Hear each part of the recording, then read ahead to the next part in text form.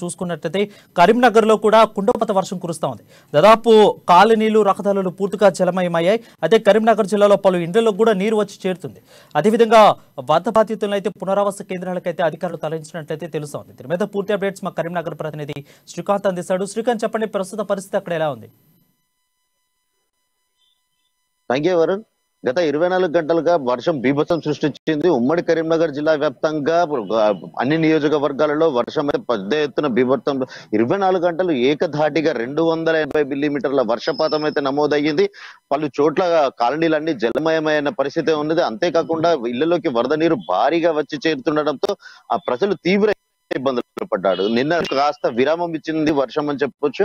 అంటే ప్రధాన రహదారి కూడా దాదాపు కోతకు గురైన పరిస్థితులు ఉన్నాయి. ప్రధాన రహదారుల మంచి నీరు వచ్చి వరద నీరు వచ్చి భారీగా నిలిచిపోవడంతో కొన్ని చోట్ల రాకపోకలకు కూడా చాలా ఇబ్బందులు ఏర్పడ్డాయి. అంతేకాకుండా ఇటు రాజన్న సిరిసిల్లాలో సైతం అన్ని వీధులన్నీ అంటే అక్కడ వేరే చెరువుల గుండా వచ్చిన వరద నీరంతా పట్టణంలో కాలనీలన్నీ జలమయమైన పరిస్థితి ఉన్నాయి.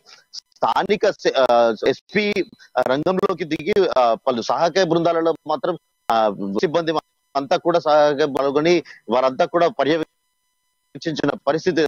నియోజకవర్గానికి వస్తే వేములవాడ నియోజకవర్గంలో దాదాపు 70 కుటుంబాలు అంటే రాజన్న సిరిసిల్ల జిల్లాలో 70 కుటుంబాలను పునరావాస కేంద్రాలు తరలించి వారిని అంతా కూడా అంటే నీటిలో జలమయమైన వారిని అందరినీ కూడా ఆవాసాల కేంద్రం తరలించి వారందరికీ కూడా మంచినీరుతో పాటు భోజన వసతి కూడా ఉచిత సదుపాయం అందిస్తున్న పరిస్థితి అయితే నెలకొంది. అంటే ఇటు జగిత్యాల జిల్లాలో కూడా చాలా చోట్ల రహదారులన్నీ కూడా జలమయమైన పరిస్థితి ఉన్నాయి. అంతేకాకుండా పలు చోట్ల కోతకు గురయ్యి అంటే చెరువులు కుంటలు అన్ని మత్తడి దూకిన పరిస్థితి అయితే నెలకొంది. వర్షము 24 గంటలు ఎడతెరిపి లేకుండా పెద్ద ఎత్తున కురవడంతో ఉమ్మడి కరీంనగర్ జిల్లా వ్యాప్తంగా తీవ్ర నష్టం వాటిల్లందని చెప్పవచ్చు. ఇక మంతని నియోజకవర్గానికి వస్తే మంతని నియోజకవర్గంలో 9 ఇసుక క్వారీ వాగులో దాదాపు 15 మంది కార్మికులు ఒకే అమాంతంగా వచ్చిన వరద నీరు మొత్తం ఒకటేసారి చుట్టుముట్టడంతో వాళ్ళంతా భయభ్రాంతులకు గురైన పరిస్థితి నెలకొంది. అందులో ఒక బిహారీ కార్మికుడు కూడా చిక్కుకున్న పరిస్థితి నెలకొంది. వెంటనే సిబ్బంది స్పందించి పడవల ద్వారా అతన్ని సహాయక కేంద్రాల ద్వారా అతన్ని తరలించిన పరిస్థితి అనేది. మొత్తానికైతే ప్రతి ఒక్కరిని కూడా రక్షణ చర్యల్లో మాత్రం అధికారులు మాత్రం ముందుంటున్నారని చెప్పవచ్చు. అంటే ప్రతి చోట కూడా ఈ వర్షం పెద్ద ఎత్తున బీభత్సం సృష్టించింది. కరీంనగర్ లోని పలు వీధులలో కూడా కొన్ని మార్గాల్లో అంటే ప్రధానంగా జగిత్యాల హైవే పై కూడా వరద నీరు వచ్చి చేరుతుండడంతో పెద్ద ఎత్తున కూడా ట్రాఫిక్ అంతరాయం కూడా ఏర్పడిన పరిస్థితి అయితే నెలకొంది.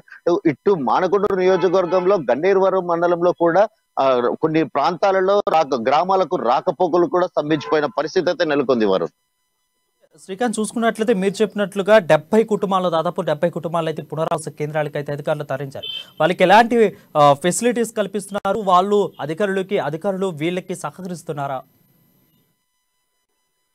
అధికారులంతా కూడా ఎంత జల దిగ్బంధంలో చిక్కుకున్న వారిని అందరినీ కూడా పునరావాస కేంద్రాలకు తరలించి వారికి మంచినీరుతో పాటు భోజన సదుపాయం అందించడమే కాకుండా తాత్కాలికంగా షెల్టర్లు కూడా ఏర్పాటు చేశారు. అధికారులు అప్రమత్తం వీళ్ళందరినీ కూడా చేరదీసి ఒక పునరావాస కేంద్రంలో వీరికి ఒక వసతిని అయితే కల్పిస్తున్న పరిస్థితి అయితే నెలకొంది. అంటే దాదాపుగా పెద్ద ఎత్తున వరద నీరు అంతా అంటే చుట్టుపక్కల గ్రామాల నుండి కూడా రాజన్న సిరిసిల్ల జిల్లాలో ఉన్న చెరువులన్నీ కూడా నిండిపోయి ఇళ్లలోకి నీరు వచ్చి చేరడంతో అక్కడున్న లోతట్టు ప్రాంతాల ప్రజలందరినీ కూడా అప్రమత్తం చేసి టోల్ ఫ్రీ నెంబర్లు కూడా ఏర్పాటు చేసి వాళ్ళందరినీ కూడా అప్రమత్తం చేసి పునరావాస కేంద్రాలకైతే తరలించారు. వరుణ్, శ్రీకాంత్, రహదారులు కూడా పూర్తిగా జలమైనట్లయితే తెలుస్తోంది.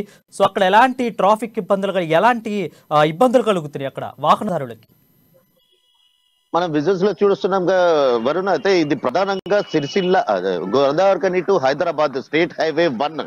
ఇది ప్రధానంగా ఈ సుల్తానాబాద్ పరిసర ప్రాంతాల్లో మాత్రం వరద నీరు పెద్ద ఎత్తున వచ్చి చేరడంతో ఈ రోడ్ అంతా కూడా జలమయమైన పరిస్థితి ఉంది. అంటే ఈ దాదాపుగా ఈ వరద నీరు అంతా వచ్చి చేరడంతో కొద్దిసేపు ట్రాఫిక్ అంతరాయం కలిగింది. స్థానిక అధికారులు స్పందించి వెంటనే మున్సిపల్ సిబ్బందితో నీటిని తరలించే ప్రయత్నం అయితే చేశారు. అక్కడ ఉన్న నీటిని అంతా తరలించి ట్రాఫిక్ కొద్దిసేపు నిలిచిపోయిన అనంతరం మళ్ళీ పునరుద్ధరించారు. అంటే ప్రధాన హైవే ఇదైతే స్టేట్ హైవే 1 అని కూడా చెప్పబడుతుంది.